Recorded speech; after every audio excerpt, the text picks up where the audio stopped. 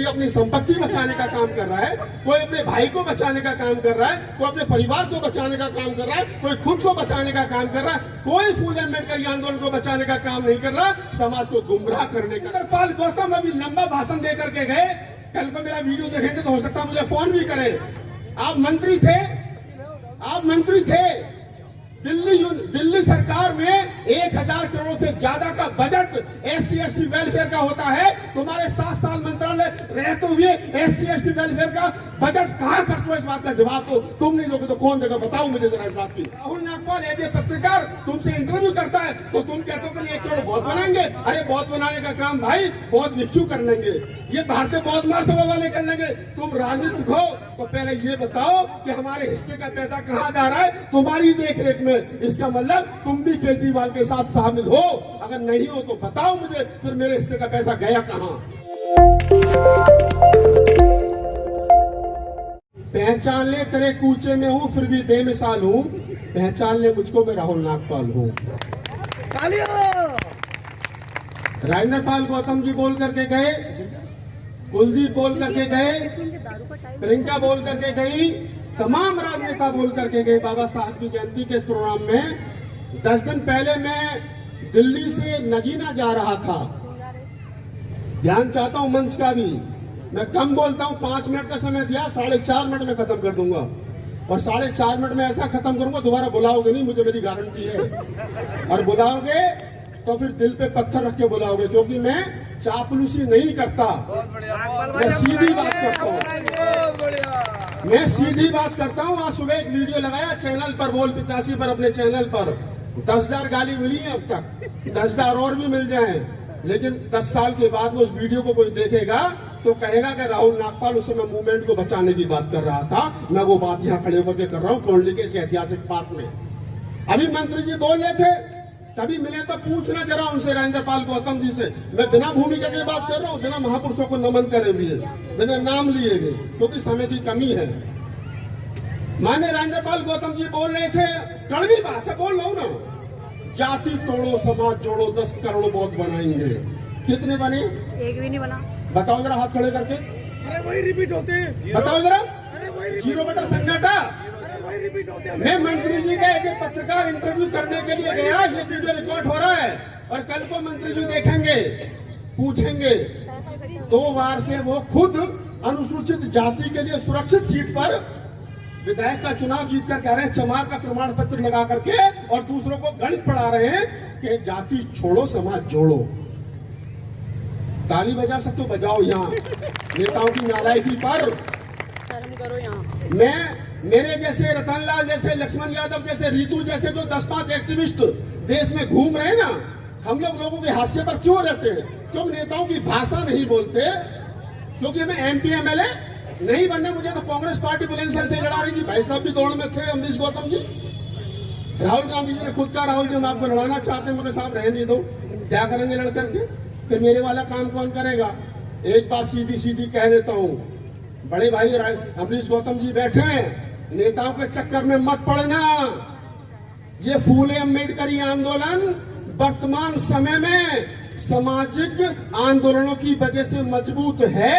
और ये बात ध्यान रखना, ये जो महिला शक्ति यहाँ बैठी है, ये जो गाने वाले बैठे हैं, हमारे जैसे बोलने वाले बैठे हैं, इसलिए आंदोलन चल रहा है। नेता सरेंडर कर चुके, इनकी औकात नहीं है वर्तमान समय में फूले अम्बेडकरी आंदोलन को बचा ले, इनकी औकात नहीं है। मेरी फुल्ली मैं कहता हूं मेरे साथ आकर के डिबेट करिए, बताइए कौन सा नेता है जो फूले अम्बेडकरी आंदोलन को बचाने का काम कर रहा है? कोई अपनी संपत्ति बचाने का काम कर रहा है, कोई अपने भाई को बचाने का काम कर रहा है, कोई अपने परिवार को बचाने का काम कर रहा है, कोई खुद को बचाने का काम कर रहा है। कोई फूले अम्बेडकरी आंदोलन को बचाने का काम नहीं कर रहा, समाज को गुमराह करने का काम कर रहे हैं। और मैं कह रहा हूं कोंडली वालों, एक बात ध्यान रखना, मैं रहूं ना रहूं, राहुल नागपाल रहे ना रहे, लक्ष्मण यादव रहे ना रहे, रीतू रहे ना रहे, रतनलाल रहे ना रहे, ये आंदोलन रहना चाहिए, ये आंदोलन रहना चाहिए। हम MP MLA बनने की दौड़ में नहीं है, लेकिन ये भी सच्चाई है कि अगर MP MLA बनने का मौका मिला अगर लगा के एमपी एमएलए बन सकते हैं तो बिल्कुल बनेंगे। उन लोगों को, मैं अगर राहुल नागपाल को एमपी एमएलए बनने का मौका मिला तो मैं बनूंगा, लेकिन जिस दिन मैं बनूंगा समाज से हाथ जोड़ करके अपील करूंगा कि मुझसे सामाजिक आंदोलन की उम्मीद छोड़ के ना, मैं राजनीतिक हो गया हूं, मैं राजनीति करूंगा। गलती कहां हो रही है? गलती यहां हो रही है दोस्तों, राजनेता बनने के बाद में, एमपी एमएलए बनने के बाद में जब आदमी ये कहता है कि मैं सामाजिक आंदोलन चलाऊंगा, तो फिर राजनीति कौन करेगा? भाई ये तो बता दे जरा, कौन करेगा राजनीति? बताना जरा। राजेंद्र पाल गौतम अभी लंबा भाषण दे करके गए, कल को मेरा वीडियो देखेंगे तो हो सकता है मुझे फोन भी करें। आप मंत्री थे, आप मंत्री थे, दिल्ली सरकार में 1000 करोड़ से ज्यादा का बजट SC ST वेलफेयर का होता है। तुम्हारे 7 साल मंत्रालय रहते हुए SC ST वेलफेयर का बजट कहां खर्च हुआ? इस बात का जवाब तो तुम नहीं दोगे तो कौन देगा? बताओ मुझे जरा इस बात की। 60 साल के बुजुर्गों की, अमरीश गौतम जी, 60 साल से बड़े बुजुर्गों की पेंशन नहीं बन रही है, SC ST के बच्चों का वजीफा नहीं बन रहा है। तुम मिनिस्टर हो तो राहुल नागपाल एज ए पत्रकार तुमसे इंटरव्यू करता है तो तुम कहते हो कि 1 करोड़ बहुत बनाएंगे। अरे बहुत बनाने का काम भाई बहुत भिक्षु कर लेंगे, ये भारतीय बौद्ध महासभा वाले कर लेंगे। तुम राजनीतिक हो तो पहले ये बताओ कि हमारे हिस्से का पैसा कहाँ जा रहा है तुम्हारी देख रेख में। इसका मतलब तुम भी केजरीवाल के साथ शामिल हो। अगर नहीं हो तो बताओ मुझे, फिर मेरे हिस्से का पैसा गया कहाँ? नहीं पूछोगे? क्यों नहीं पूछोगे भाई? कब तक ये लच्छेदार भाषण सुनते रहोगे? हो सकता है कल मुझको भी धमकी मिले। मैं इस प्रोग्राम में इसलिए रुका, मैं सच बता रहा हूँ। आज का मेरा प्रोग्राम हाथरस का था, हाथरस वालों ने मुझे मेरे प्रोग्राम के लिए 2 दिन लेट प्रोग्राम किया। कल मैं हाथरस जाऊंगा, कल रात को मेरी फ्लाइट है नागपुर की, नागपुर में मेरा प्रोग्राम है। मैं तुमसे कहता हूँ, सामाजिक आंदोलन में जो लोग काम कर रहे हैं उनको जिंदा रखिए। वीरेंद्र भाई, आपके ऊपर ज्यादा जिम्मेदारी है, तमाम लोगों के ऊपर ज्यादा जिम्मेदारी है।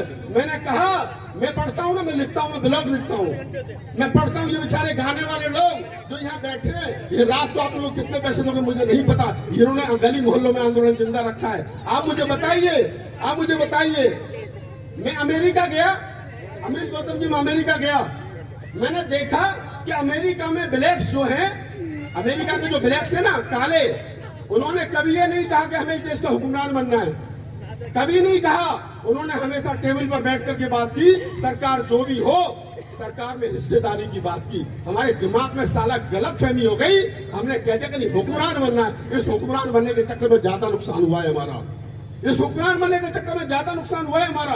मैं कहता हूं तुमसे एक बात याद रखना, अमेरिका के ब्लैक्स का जो आंदोलन लोग रोड पर लड़ते हैं, मैं हूं activist, Ratanlal activist, Chandrabhan activist, जितने लोग एक्टिविस्ट हैं हम लोग। कभी आपने पूछा कि राहुल नागपाल तू वहां भाषण देने के लिए गया हरदोई में, तेरे ऊपर 3 मुकदमे हो गए, तारीख पे जाता नहीं जाता, पैसा तेरे पास है नहीं है, तेरी घर में क्या नाम है, तेरी बच्ची पढ़ रही नहीं पढ़ रही है, उसकी फीस भरी गई नहीं भरी, तुम नहीं पूछोगे। तुम ये भी नहीं पूछते हो फोन करके कि राहुल नागपाल ये तो बता दे कि तू यहाँ मोटरसाइकिल से चल के आया, तेरे पास राजेंद्र पाल गौतम की तरह ये इनोवा क्रिस्टा क्यों नहीं है? बताना जरा। मेरे पास भी नहीं है, मेरे पास बताना क्यों नहीं है? राजेंद्र पाल गौतम जब समता सेंटर में काम करते थे तब तो इनोवा क्रिस्टा नहीं थी ना, आज है ना, पहले नहीं थी आज है, ये सच्चाई है, इसको स्वीकार करिए आप लोग।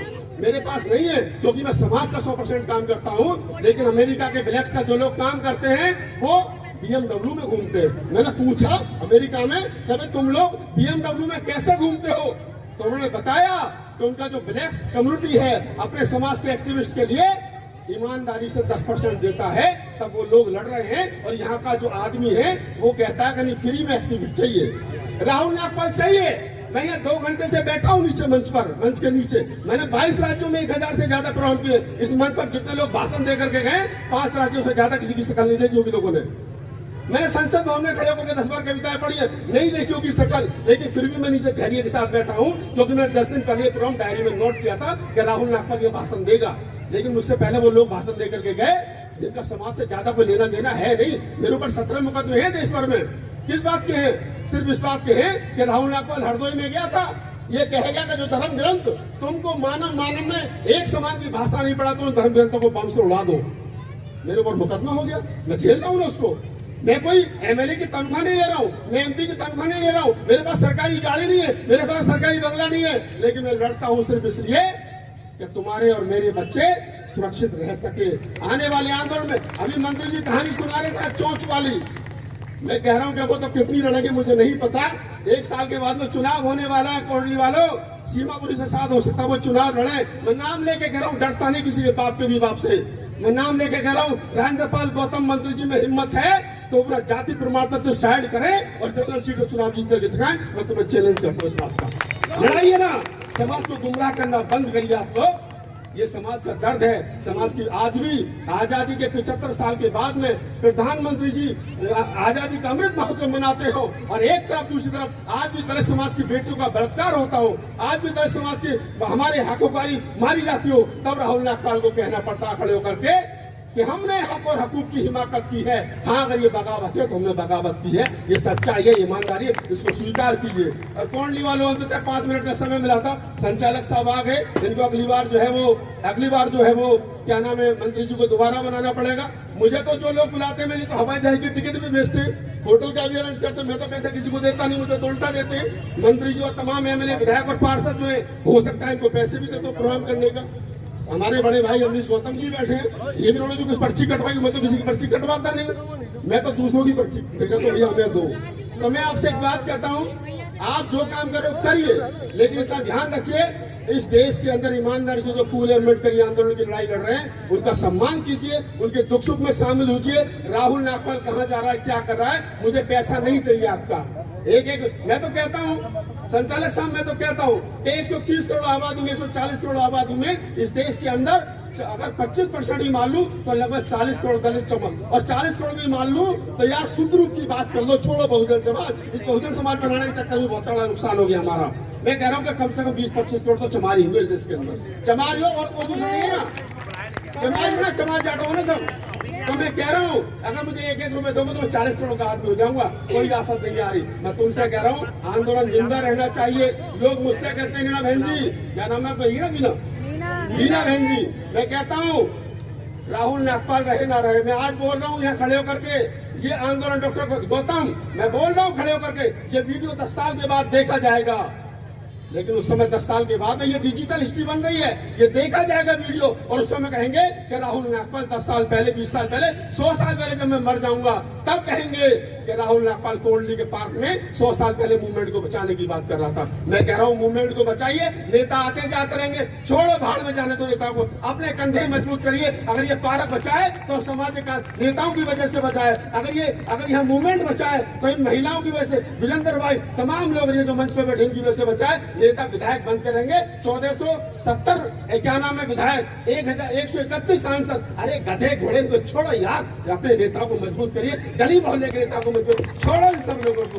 राहुल नागपाल अकेला 100 पे भारी पड़ता है। मुझे लोग, मैं कुछ नहीं हूँ, मैं 0 बेटा सन्नाटा हूँ ना, लेकिन फिर भी कहते भाई साहब आपको भाषण देना, नागपुर ये बड़ी में हवाई जहाज के टिकट बेचते, 5 स्टार होटल में करा दे। मैं इनसे बहुत बड़ा हूँ, आप ध्यान रखिए। और इनको, ये जो हमारे गाने वाले लोग हैं, इनको हेल्प करते रहिए। अरे तो मैंने देखा है कि बेचारे गाते गाते, मैंने देखा कि लोग गाते थे, आपकी बात कर रहा हूँ, थोड़ा ध्यान से सुनिए, हाँ थोड़ा ध्यान।